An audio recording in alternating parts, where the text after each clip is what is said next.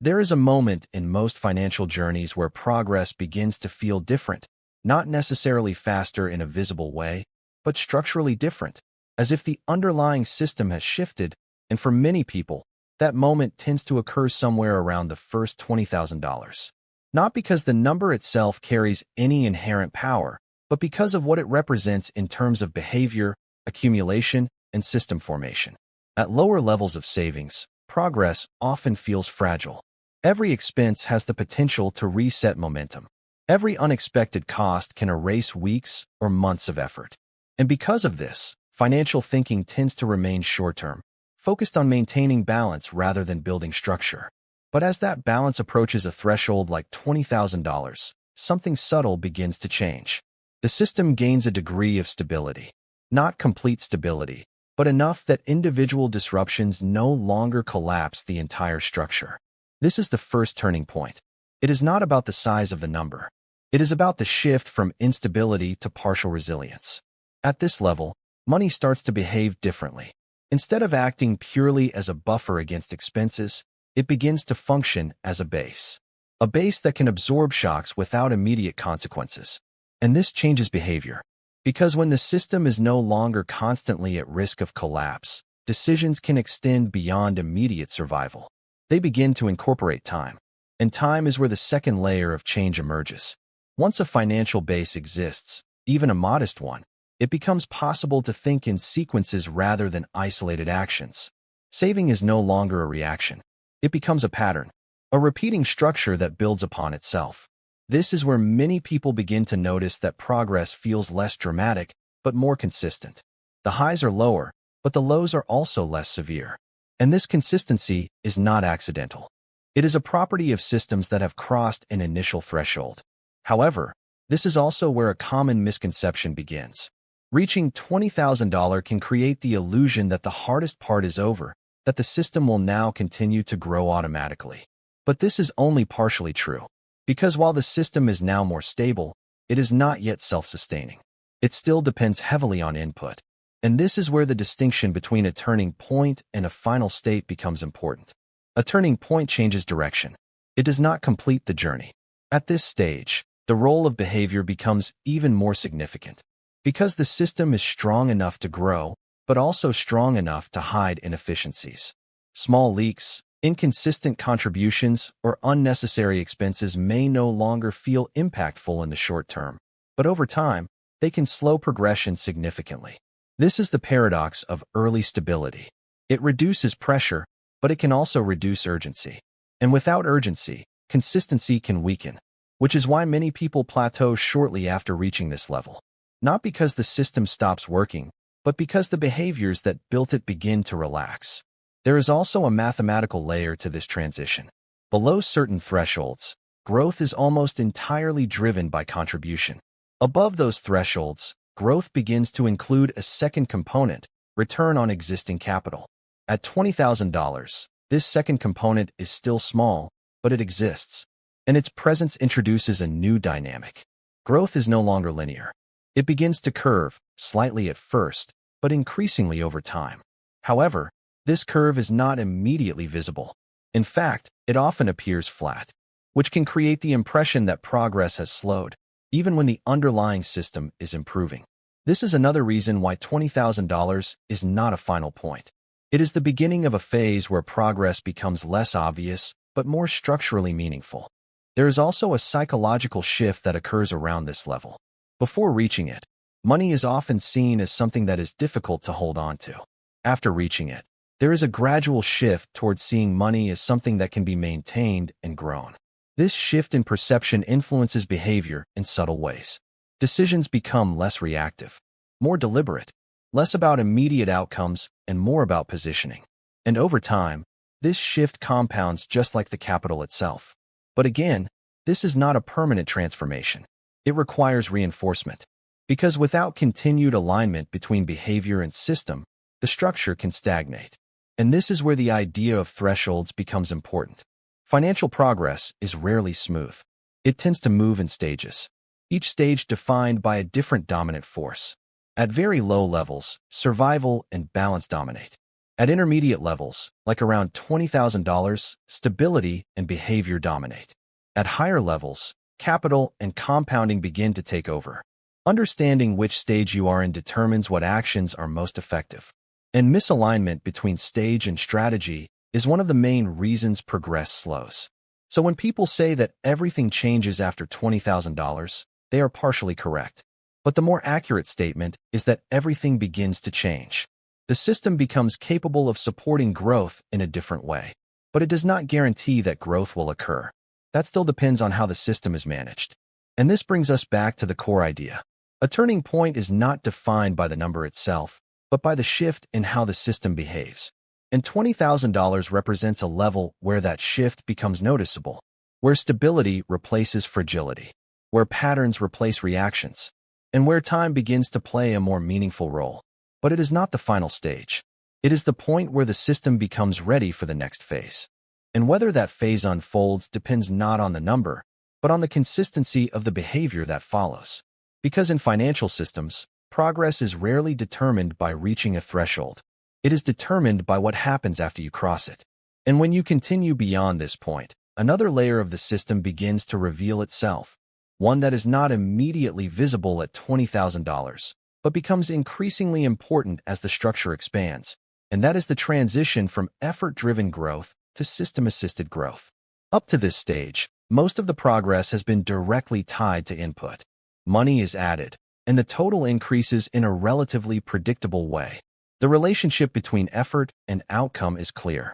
But as the base grows, even slightly, the system begins to introduce small amounts of autonomous movement, where the existing capital starts to contribute to its own expansion. At first, this contribution is almost imperceptible. It does not replace effort. It does not accelerate progress in a dramatic way, but it changes the nature of the system. Because now, growth has two sources, what you add and what already exists. And while the second source is small at $20,000, it is structurally significant because it represents the beginning of compounding as a functional force rather than just a theoretical concept. This is where patience becomes a critical variable. Because once growth is partially system-driven, interruption has a different cost. Before this point, inconsistency primarily slows accumulation. After this point, inconsistency disrupts the interaction between time and capital. It resets sequences. It breaks continuity. And continuity is what allows compounding to operate effectively. This is why progress can feel slower after reaching this level. Even though the system is actually becoming more capable, the expectations remain tied to linear growth, while the system begins to shift toward exponential behavior. And during the early phase of exponential systems, the curve appears flat. This creates a disconnect between perception and reality, which, in turn, can influence behavior. If progress appears slow, there is a tendency to adjust, to change strategies, to increase intensity, or seek faster results. But these adjustments can interrupt the very process that is beginning to form. This is one of the more subtle traps that exist just beyond early financial thresholds. The system is working, but not yet in a way that is obvious. And reacting to that lack of visibility can reduce its effectiveness. There is also a deeper interaction between stability and risk at this stage. With a base like $20,000, there is more room to absorb variability, which can create the opportunity to take measured risks, not in a speculative sense, but in a structural one. This might involve reallocating resources, exploring new income channels, or adjusting how capital is positioned. The key difference is that these decisions are no longer being made from a position of fragility. They are being made from a position that can tolerate some level of uncertainty. And this changes the quality of those decisions. They become more strategic, less reactive, and over time, this shift in decision-making compounds alongside financial growth. However, this added flexibility introduces another layer of responsibility. Because as systems become more resilient, they also become more complex. There are more variables to manage, more interactions to consider. And without clarity, this complexity can lead to inefficiency, not through large mistakes, but through small misalignments that accumulate over time. This is why clarity of structure becomes increasingly important after this turning point. Understanding not just what actions to take, but how those actions fit within the broader system. how they interact with existing capital, with time, and with future decisions. Another element that begins to emerge is the concept of opportunity filtering. At lower levels of capital, most opportunities are evaluated based on immediate necessity. Will this help maintain stability? Will this solve a current problem? But as stability increases, the criteria begin to shift. Opportunities are no longer just about solving problems. They are about enhancing systems, about selecting options that align with long-term structures rather than short-term relief. And this filtering process becomes more refined over time. It reduces noise, it focuses attention, and it allows for more efficient allocation of both time and resources. There is also a gradual shift in how progress is measured. Before reaching a threshold like $20,000, progress is often tracked through visible changes. Balance is increasing, debt's decreasing, clear, immediate indicators. But beyond this point, the most important changes are often less visible. Improved consistency, reduced volatility, more efficient systems. And because these changes are not always reflected in short-term numbers, they can be overlooked. Yet they are often the factors that determine long-term outcomes. This creates a situation where the most valuable progress is also the least noticeable. And recognizing that requires a shift in perspective, from focusing on immediate results to observing structural improvements. Over time, this shift becomes one of the defining characteristics of sustained financial growth. And it ties back to the idea that $20,000 is not a destination. It is a transition, a point where the system becomes capable of operating differently, but only if it is allowed to. Because the underlying principle remains consistent. Financial systems respond to continuity. They respond to alignment between behavior and structure. And they respond to time. Crossing a threshold changes the conditions, but it does not change the requirement, which is why what happens after $20,000 matters more than the act of reaching it. Because from that point forward, the system is no longer just being built. It is being guided, and the direction it takes depends on how consistently its underlying structure is maintained. So the real significance of this turning point is not in the number itself, but in the shift it enables. From fragile accumulation to structured growth, from isolated actions to interconnected systems, and from short-term reactions to long-term positioning. And once that shift occurs, the path forward is no longer defined by effort alone. It is defined by how effectively effort, capital, and time are allowed to work together. And as this interaction between effort, capital, and time becomes more synchronized, another subtle transformation begins to take place, one that is less about the numbers themselves and more about how decisions are made within the system. At earlier stages, decisions are often driven by necessity. They are immediate, reactive, and closely tied to maintaining balance. But once a foundation like $20,000 is established and sustained, decisions begin to shift toward optimization, not in the sense of maximizing every outcome, but in the sense of aligning actions with the structure that has already been built. This means that choices are no longer evaluated in isolation. They are evaluated based on how they affect the entire system. A single expense is not just an expense. It is a change in trajectory. A pause in contribution is not just a pause. It is a disruption in sequence. And this systems-based thinking gradually replaces linear thinking, which is significant because linear thinking tends to underestimate the impact of small changes over time, while systems thinking accounts for accumulation, interaction, and feedback. This shift also introduces a greater sensitivity to time, not just in the long-term sense, but in how time interacts with behavior on a smaller scale. Gaps between actions begin to matter more. Consistency becomes less about discipline and more about maintaining continuity. And continuity, at this stage, becomes one of the most valuable assets within the system. Because once continuity is established, the system begins to stabilize itself. Fluctuations still occur, but they are less disruptive. Progress still varies, but it becomes more directional. There is a forward bias that develops, even if it is not always visible in the short term. Another important layer is the relationship between control and delegation.